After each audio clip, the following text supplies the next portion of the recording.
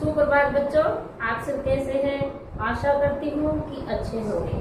बच्चों, आज हम कक्षा 7 से पाठ 5 मिठाई वाला पढ़ेंगे। यह एक कहानी है और इस कहानी के लेखक भगवती प्रसाद वाजपेयी जी हैं। इस कहानी में लेखक ने एक व्यक्ति के बारे में बताया है कि वह किस प्रकार पहले खिलौने वाला बनता है। खिलौने वाला बनकर वह विभिन्न प्रकार के खिलौने बेचने के लिए आता है। बच्चे उसके पास खुशी खुशी आते हैं और अपनी मनमर्जी के खिलौने लेते हैं, लेकिन कुछ दिनों के बाद उसने आना बंद कर दिया और फिर कुछ महीनों के बाद फिर वह बांसुरी वाला बनकर आता है। बांसुरी वाला बनकर जब वह बांसुरी बेचता है तो थोड़े दिनों के बाद वह अपने इस काम को भी छोड़ देता है और फिर कुछ महीनों के बाद वह आता है मिठाई वाला बनकर। मिठाई वाला बनकर वह अनेक प्रकार की मिठाइयां बच्चों को देकर जाता है। तो रोहिणी कौन है? कहानी की एक पात्र है और लेखक की पत्नी है। लेखक की पत्नी देखती है कि मिठाई वाले की आवाज खिलौने वाले से बिल्कुल मिलती जुलती है, तो वह उस मिठाई वाले से पूछती है कि क्या वह कभी खिलौने वाला बनकर आया था। तो वह बताता है कि हाँ, वह विभिन्न प्रकार के व्यवसाय अपनाता है। कभी वह खिलौने वाला बनकर आता है, कभी वह बांसुरी वाला बनकर आता है और अब वह मिठाई वाला बनकर आ रहा है। जब दादी ने उससे उसके इन व्यवसाय को बदलने का कारण पूछा तो वह भावुक हो गया। उसने कहा कि मैं पहले कभी ऐसा नहीं था, मेरा भी पूरा परिवार था। मेरी पत्नी और बच्चे किसी कारणवश एक दुर्घटना में मारे गए। तो तब के बाद अपने जीवन के दुख से उभरने के लिए यानी उस दुख से निकलने के लिए, बच्चों के पास अपना प्यार लुटाने के लिए वह कभी खिलौने वाला बनकर आता है और कभी मिठाई वाला बनकर आता है। तो बच्चों, इस कहानी के माध्यम से हम देखेंगे कि किस प्रकार वह व्यक्ति अपने जीवन की सच्चाई से दूर भागते हुए कभी बच्चों के पास आता है और लोगों के साथ जुड़ने का प्रयास करता है। तो बच्चों, हमारी कहानी का क्या नाम है? मिठाई वाला। और इसके लेखक कौन है? भगवती प्रसाद वाजपेयी। तो आपको कवि कहानी का नाम और लेखक का नाम भी याद करना है। तो बच्चों, चलो हम अपनी कहानी प्रारंभ करते हैं। बहुत ही मीठे स्वरों के साथ वह गलियों में घूमता हुआ कहता, बच्चों को बहलाने वाला, खिलौने वाला। मीठे स्वरों के साथ यानी कि बहुत ही मधुर आवाज में वह यह कहता कि बच्चों को बहलाने वाला, खिलौने वाला आ गया है। इस अधूरे वाक्य को वह ऐसे विचित्र किंतु मादक मधुर ढंग से गाकर कहता कि सुनने वाले एक बार अस्थिर हो उठते कि जो ये अधूरा वाक्य है। कौन सा अधूरा वाक्य है? बच्चों को बहलाने वाला, खिलौने वाला। तो इस अधूरे वाक्य को, अधूरा यानी पूरा वाक्य नहीं है, ऐसे विचित्र यानी बिल्कुल अलग तरीके से, किंतु मादक मधुर ढंग से, मादक यानी मन को मोह लेने वाला, जिसका नशा चढ़ जाता है उसको मादक कहते हैं। मीठे ढंग से गाकर कहता कि सुनने वाला एक बार अस्थिर हो जाता। अस्थिर यानी कि अपनी जिस काम में लगा हुआ होता था तो वो उसकी बात को सुनकर, उसके अधूरे वाक्य को सुनकर उसकी तरफ उसका ध्यान आकर्षित हो जाता था। उसके स्नेहाभिषिक्त कंठ से फूटा हुआ गान सुनकर निकट के मकानों में हलचल मच जाती थी। स्नेहाभिषिक्त यानी स्नेह प्लस अभिषिक्त, स्नेह से, प्यार से भरे हुए। कंठ का क्या अर्थ होता है? गला।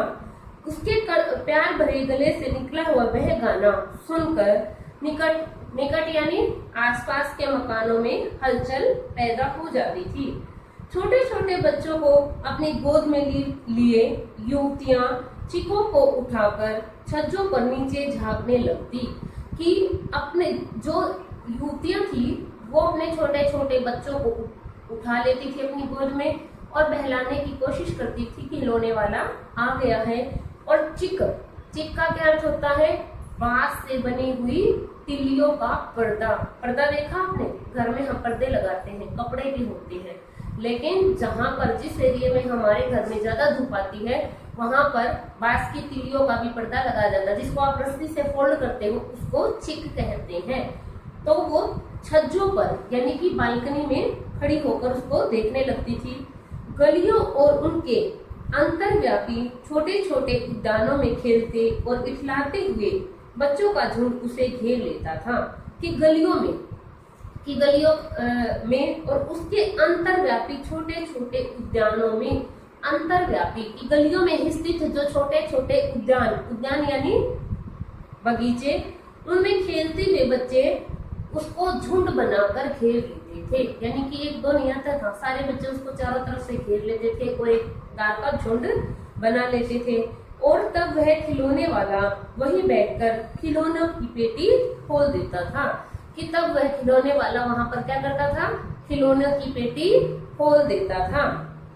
बच्चे खिलौने देखकर पुलकित हो उठते थे। कि बच्चे क्या करते थे, खिलौनों को देखकर पुलकित हो उठते। पुलकित का अर्थ है खुश हो जाते थे, खुश हो जाते थे।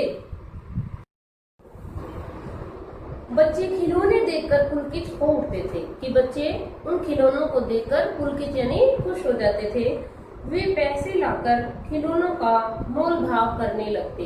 कि वे पैसे लेकर आते थे और उसका मोल भाव यानी कि उनसे पूछते थे कि इस खिलौने का दाम क्या है, इस खिलौने का दाम क्या है। पूछते इसका दाम क्या है, ओल इचका यानी कि उस तुतलाते हुए बच्चे उससे पूछते कि इसका दाम क्या है। अलग अलग खिलौनों का वो उससे अलग अलग दाम पूछते। दाम यानी उसका कितना रेट है, वह कितने रुपए में देगा।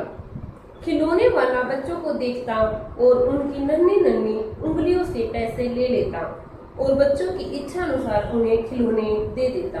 कि खिलौने वाला क्या करता था, उनकी छोटे छोटे हाथों से उससे पैसे ले लेता था और उन्हें जो भी खिलौना अच्छा लगता था, जो खिलौना वो अपनी इच्छा अनुसार लेना पसंद करते थे, वह खिलौना उन्हें दे देता था।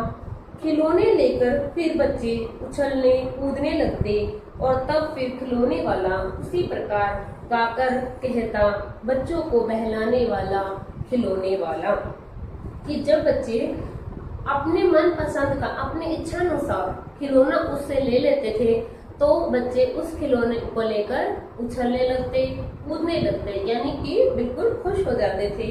तब वह यही गाकर जाता था, बच्चों को बहलाने वाला खिलौने वाला। क्योंकि बच्चे क्या है, खिलौने से जो बहुत जल्दी बहल जाते हैं, खुश हो जाते हैं। सागर की हिलोर की भांति उसका यह मादक गान गली भर के मकानों में इस ओर से उस ओर तक लहराता हुआ पहुंचता और खिलौने वाला आगे बढ़ जाता। कि जिस प्रकार सागर की हिलोरें लहरें, सागर की लहरें एक साइड में बहती है ना, जिस साइड में हवा होगी उसी साइड में बहती रहती है। तो जब वह एक गली से दूसरी गली में जाता था तो उसकी जो ध्वनि थी क्या थी, बच्चों को बहलाने वाला खिलौने वाला। कि उसकी जो मधुर ध्वनि थी वो क्या थी, गली भर के मकानों में, सारे घर के जो गली में जो मकान थे, घर थे, उनमें उसकी यही आवाज गूंज उठती थी कि बच्चों को बहलाने वाला खिलौने वाला आ गया। और यह गाता हुआ वह आगे बढ़ जाता था। राय विजय बहादुर के बच्चे भी एक दिन खिलौने लेकर घर आए। कि जो इसमें रोहिणी के पति हैं उनका नाम क्या है, विजय राय बहादुर, उसके बच्चे खिलौने लेकर घर आए। वे दो बच्चे थे, चुन्नू और मुन्नू। कि मैं आपसे शॉर्ट क्वेश्चन आंसर में आपसे पूछूंगी, इसलिए आपको पाठ को ध्यान से पढ़ना है। इसमें से आपसे शॉर्ट क्वेश्चन आंसर पूछे जा सकते हैं। कि राय विजय बहादुर के कितने बच्चे थे, दो। क्या नाम थे, चुन्नू और मुन्नू। चुन्नू जब खिलौने ले आया तो बोला, मेला भोला कैसा छुंदल ए।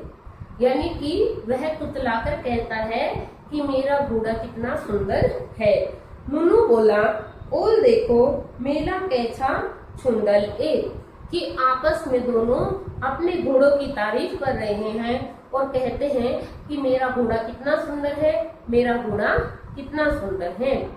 दोनों अपने हाथी घोड़े लेकर घर भर में उछलने लगे कि जैसे ही बच्चे खिलौने लेते हैं तो उनको देखकर खुश हो जाते हैं। वह अपने हाथी और घोड़े जो थे, उनके जो खिलौने थे, तो उनको लेकर पूरे घर में उछल कूद करने लगे। इन बच्चों की माँ रोहिणी कुछ देर तक खड़े खड़े उनका खेल निरखती रही कि जो इन बच्चों की माँ थी, उसका क्या नाम था, रोहिणी, वह उन दोनों को निरखती रही, यानी कि बहुत देर तक देखती रही। अंत में दोनों बच्चों को बुलाकर उसने पूछा, अरे ओ चुन्नू मुन्नू, ये खिलौने तुमने कितने में लिया है? कि वह उससे पूछती है कि चुन्नू और मुन्नू, आपने ये खिलौने कितने में लिए हैं? मुन्नू बोला, 2 पैसे में खिलौने वाला दे गया है।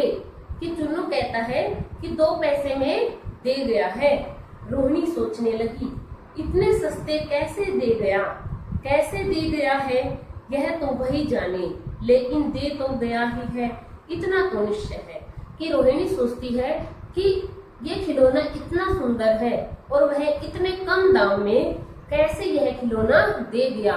लेकिन वह यह भी कहती है, सोचती हुई कहती है कि दे तो गया है, निश्चित रूप से उसने इतने पैसे में ही दिए हैं। एक जरा सी बात ठहरी, रोहिणी अपने काम में लग गई। फिर कभी उसे इस पर विचार करने की आवश्यकता ही भी भला क्यों पड़ती। कि वह सोचती है कि उसने थोड़ी देर तक, जब तक बच्चों के सामने थी, उसने थोड़ी देर तक जैसे नए नए खिलौने बच्चों को मिले तो वह उनकी कुछ उछल कूद को देखकर बहुत खुश थी। फिर वह सोचती है कि वह इतने सस्ते में खिलौने कैसे दे गया, लेकिन फिर साथ साथ में कहती है कि निश्चित रूप से वह दे गया, यानी कि वह उसके खिलौने के कम दाम लेने पर हैरान थी। तो थोड़ी देर वह उसके बारे में सोचती है, लेकिन कुछ दिनों के बाद वह इस बात को भूल जाती है और उसे इस बात पर विचार करने की कोई आवश्यकता महसूस नहीं होती।